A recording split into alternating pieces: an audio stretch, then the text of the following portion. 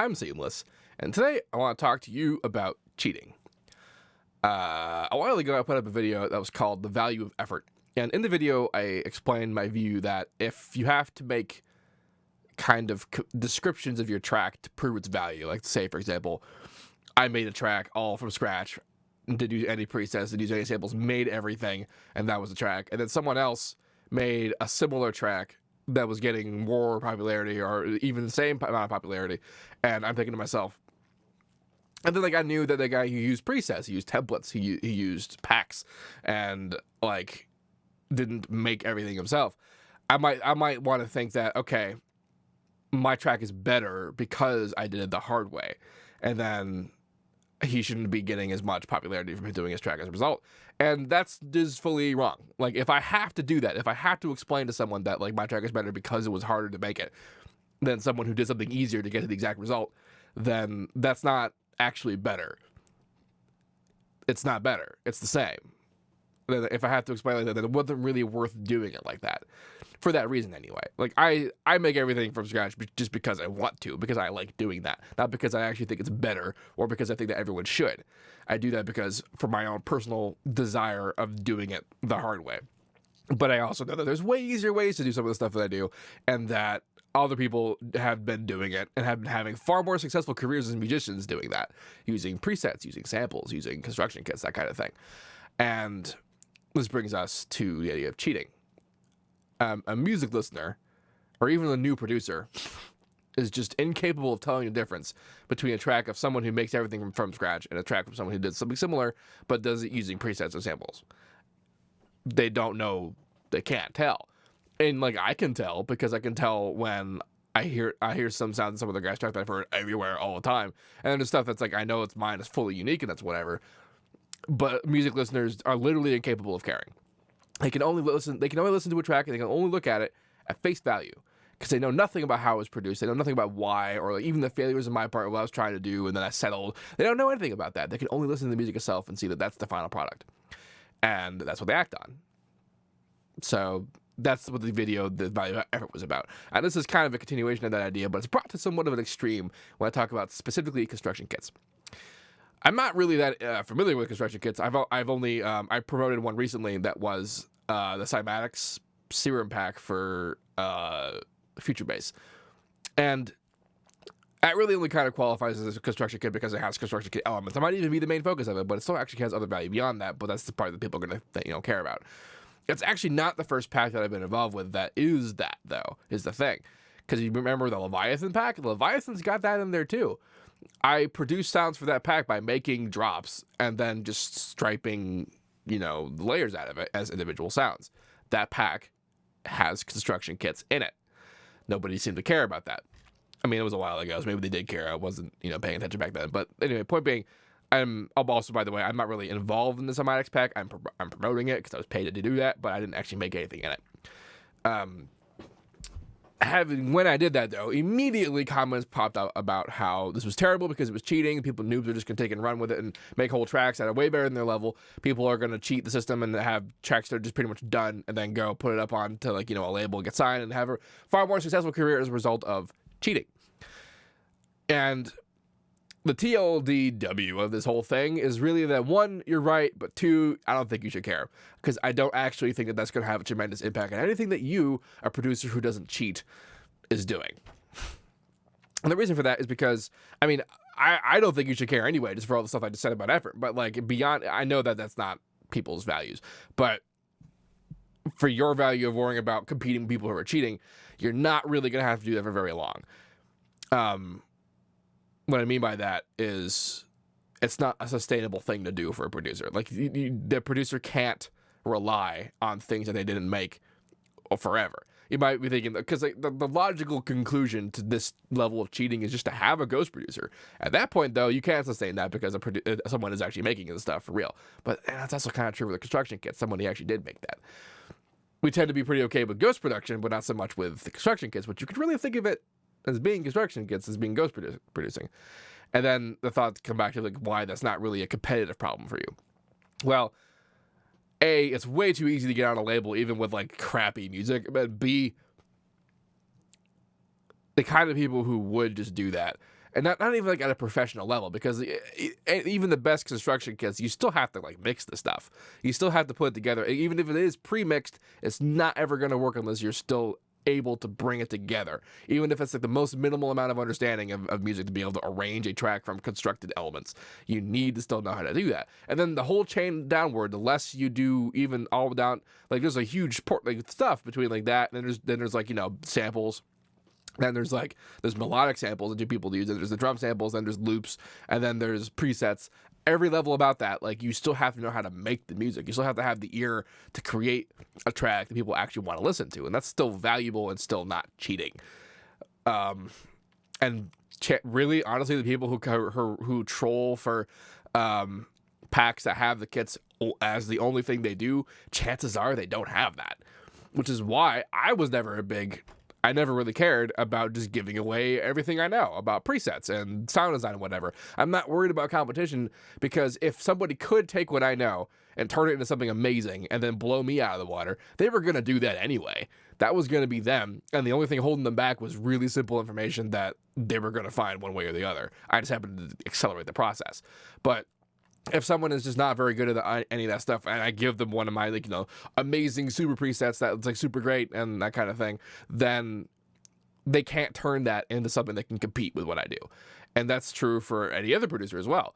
That's always going to be the case. Construction kits help a lot, and they give you a pretty big, ridiculous leg up, but that's still not enough to get you the last little 10% there to seal the deal.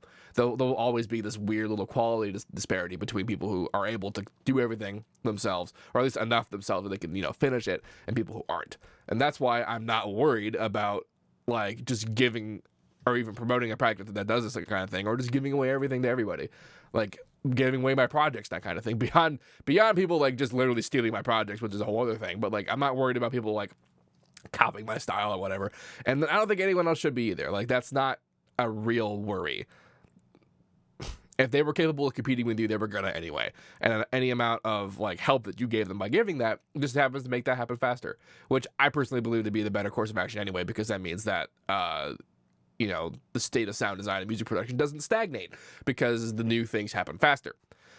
Whatever. But I'm not against you if you want to tell me that like construction kits are bad, phony producers who like pretend to have made everything and then really just didn't are bad. That's fine.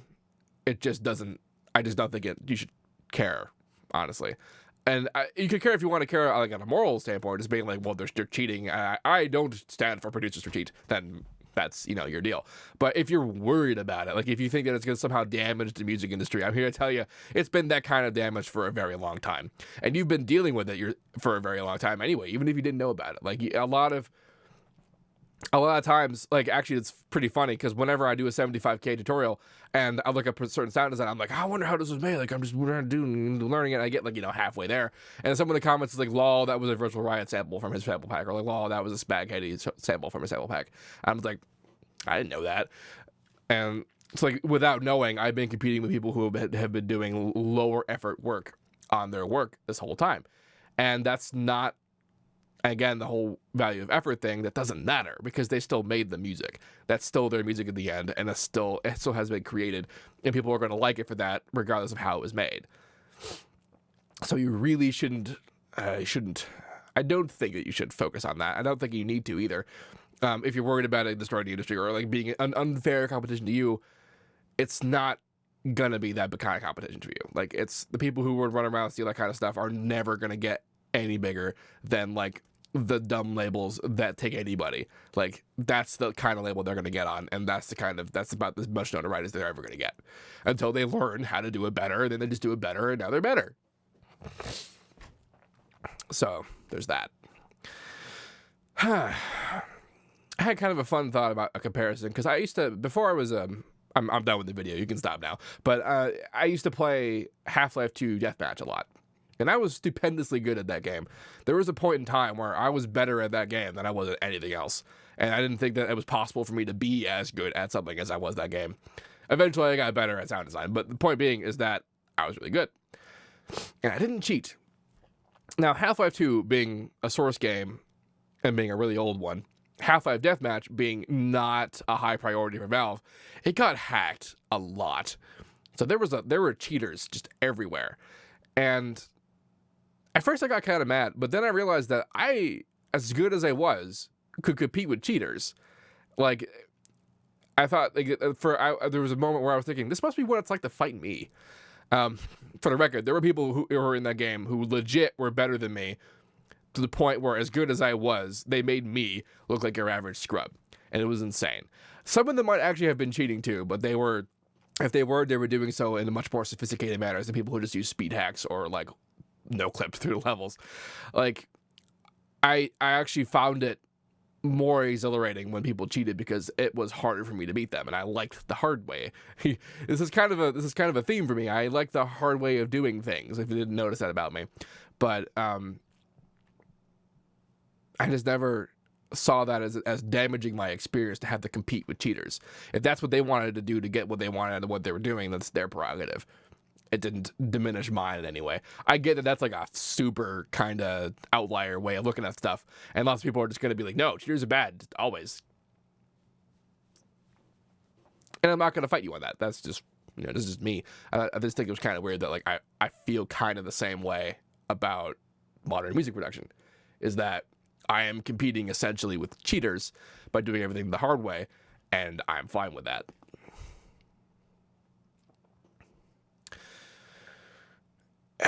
The other part of it is that I don't know what kind of integrity you thought the music industry had, but even without the cheating, no matter how good your stuff is, success in the music industry has nothing to do with the music. Sorry to say that. Success at mid-level stuff, whatever, like, my level of stuff where, like, I can put something out and, like, people will like it, and it's not being promoted by anybody but just me. Something like that this is the level where merit can triumph. It is. But higher than that, when you get to your Auslas and your Ultras and your Armadas and your Spinnins, quality doesn't care. Well, rather, quality doesn't matter in terms of what success is. And I think a lot of you know that. The other angle about the future bass thing, because the sample pack, the construction kit was for super bass. Future bass, super bass, wow. I would love to see the genre that's super bass. But, like, if your genre is so easy that can create a convincing finished product, then this was inevitable. And this has been pretty much true for every minimal genre. But then the value of that music has never been the difficulty of creating it, was it? It's a bit different for genres that are like, neurofunk drum and bass, or super bro-y dubstep that's, like, about the sound design. Because, I mean, a track like Scary Monsters, Nice Sprites would never have worked without the sounds that was in it. It's a little bit more disingenuous when you're not making a stuff yourself. But at the end of the day, if whatever you gotta do to make the music you want to make, that's what you gotta do. And if it's possible, it's a little bit harder to do that because, like, as distinctive as those sounds are, it becomes really obvious when you overuse it. Which is why I have to imagine Skrillex didn't continue to use that kind of stuff in his newer works. It's there sparingly, but it's not exactly the same sounds. Not unlike Scary Monsters and Bangarang, where, like, every other track on those albums had the similar set of sound design. That's my alarm going off. It's time for me to wake up. Anyway, so yeah, this is all very opinionated on my part. Like, I don't think people should care about construction kits. I don't think people should care about cheating. And, like, you might think it's a bit too much of a stretch to say this, but I believe that if you're all right with presets, if you're all right with, like, templates and that kind of thing, then you should be okay with construction kits, because it's all the same kind of cheating. It's all about circumventing having to engineer stuff yourself to create a final product.